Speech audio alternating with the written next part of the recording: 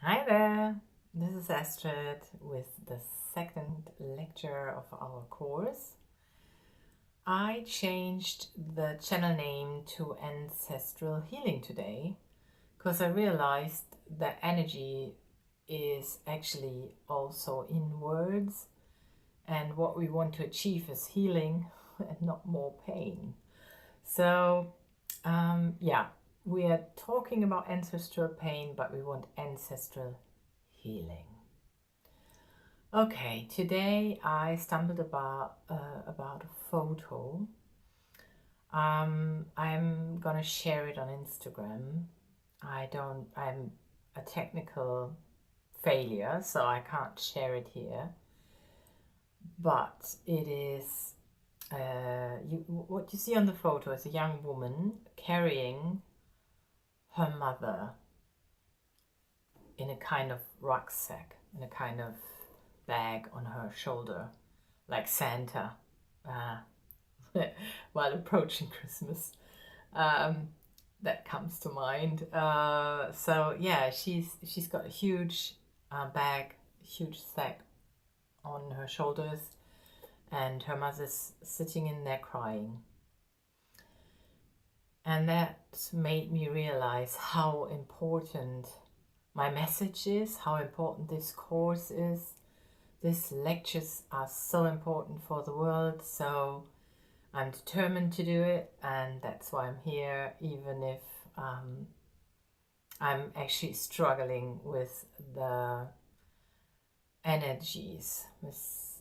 Yeah, collective energies are very high at the moment. We had a new moon yesterday, I think. But anyway, I'm here, and I think you're here for a reason. So let's start.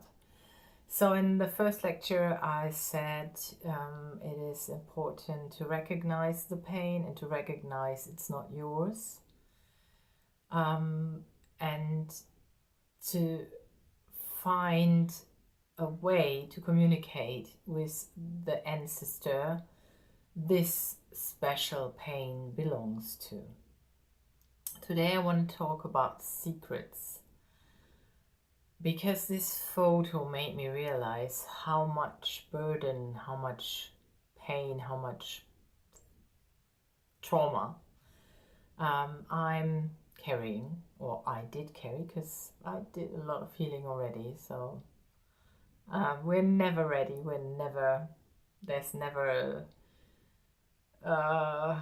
how do you say that? An enlightened moment where everything is fine and no more burdens and no more problems and pains are gonna, find us. Um, Hopefully in the other world. I'm very, very sure about that. But in this lifetime, there'll be struggles and we have to overcome them. And the good thing is, we've got help. So that's why I'm here, and that's why my team is with me, my spirit guides and angels. And where was I? Oh, yeah, the burden, the stuff that we carry for others. Today, I want to talk about secrets. Because when we were young, it was normal that there were secrets and that there were things that we were not allowed to talk about. Sometimes it was told to us, it was openly communicated, but other times it was just something we knew, something we couldn't put our fingers on, but just knew nobody would ever talk about that with us. And then there are other secrets that are even deeper, and that even, for example, your mother had an affair with somebody, and even your dad doesn't know about it, but there is a tension between them, and you just know that there is something wrong. And and they fight, and but the secret is passed like molecules, like energy. It's just passed down, and you don't know it. You will never find out by yourself, because that's really hard. But maybe, just maybe, if you meditate on it, if you look for it especially, you are able to release it and to find it and trust your intuition. That is the most important thing with energy work. Trust your intuition, because the things that are going to reveal themselves to you are going to be weird and sometimes very scary, and maybe there won't be any consolation, is that the word, or any, you can't even find out if it's true or not, because if you dare to ask the people that passed it on to you when they're still there, there might be a huge family problem, because just imagine the problem I was talking about. So all of a sudden you ask your mom, did you have an affair? And she'll say no, or she'll say yes, and it doesn't matter. Either way, there's going to be problem. So what I suggest is just deal with it yourself. And yes, it's hard not to have proof. And sometimes, well, I'm a healer for over 11 years now, and there were so many. There's just a robin outside. I love robins.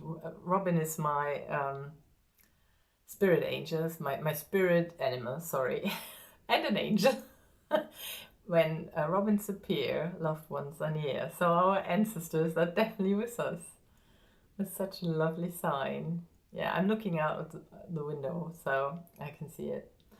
So the light is better. Anyway, where was I? Yeah, so there have been so many different situations I saw for clients. I'm not only doing ancestral healing, I'm also doing past life healing. All sorts of things come up I never know before. It's very intuitive, and that's what you should do as well. Be intuitive and trust your intuition, trust your guts, trust it.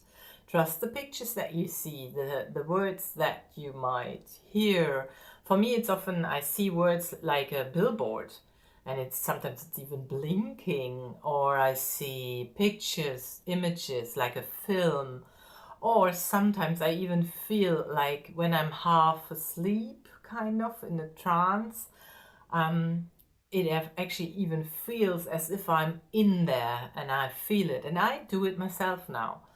And it's hard, and I just had ancestral healing yesterday.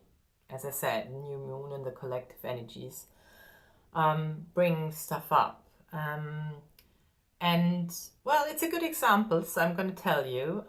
It was about my great grandfather, so the father of my mother's father. Wow.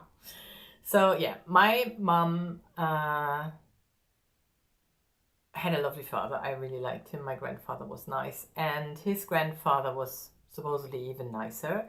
I only know pictures of him, obviously. And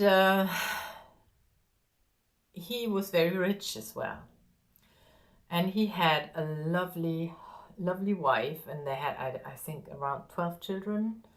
And the weird thing was, and the most important thing, he was a journalist and a writer. and he climbed up the ladder in the at the newspaper where he worked. But for that, I think he had to write for different newspapers or something like that, so they moved a lot. But they could also afford lovely holidays. Everybody was talking about that. And on top of that, they were really nice people. My mum remembers her grandmother being very attentive, very lovely. You know, the kind of person you would like to cuddle all day, stuff like that.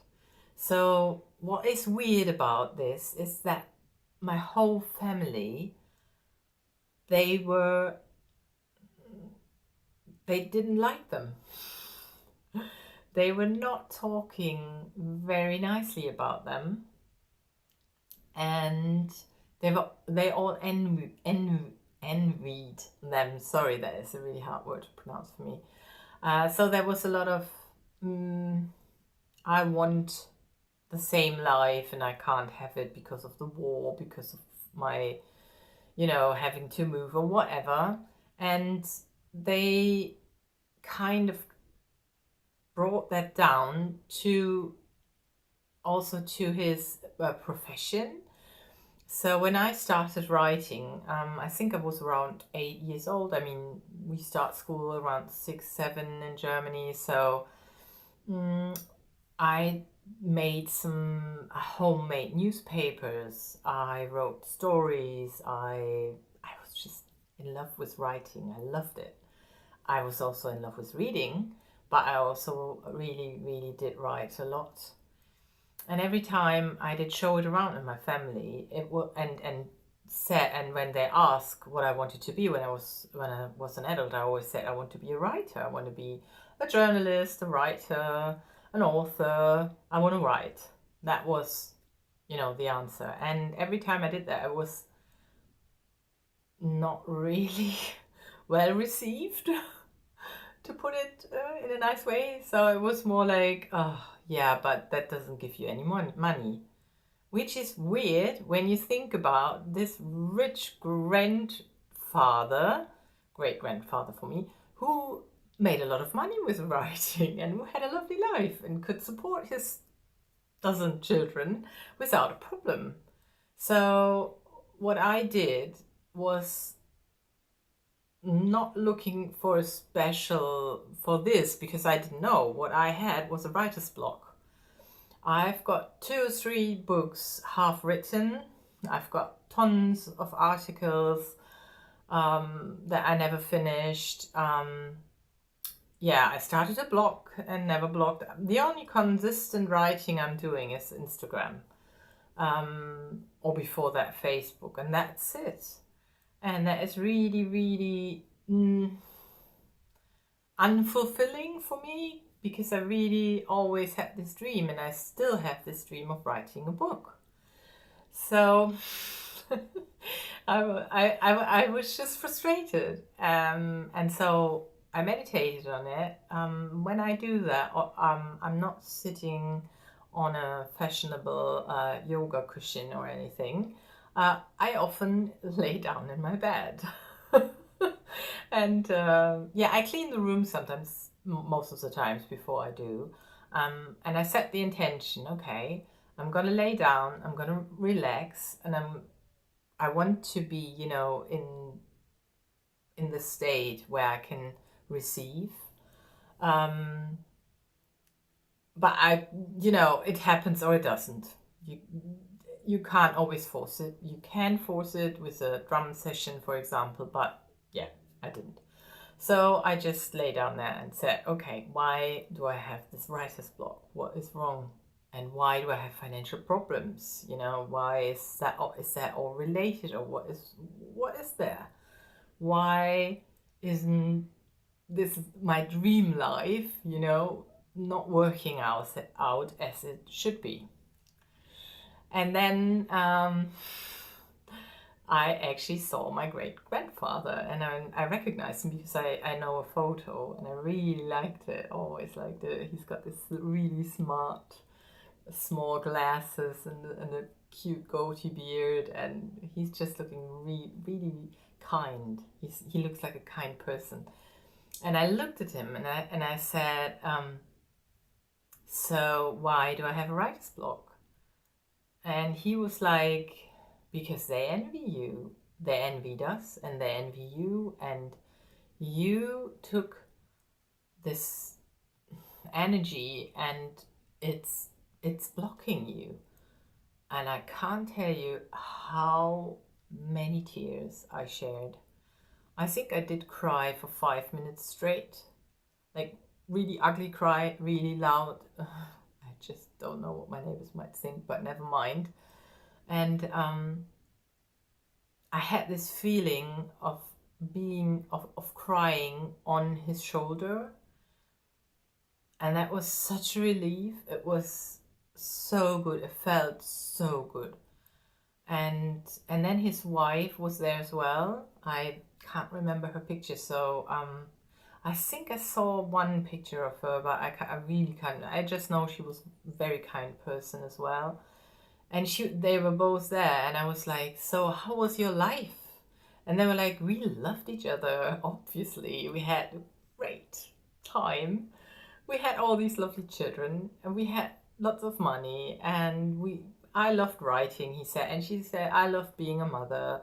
And it just felt so good. Like, because in my family, being rich was frowned upon. It wasn't good. It was like,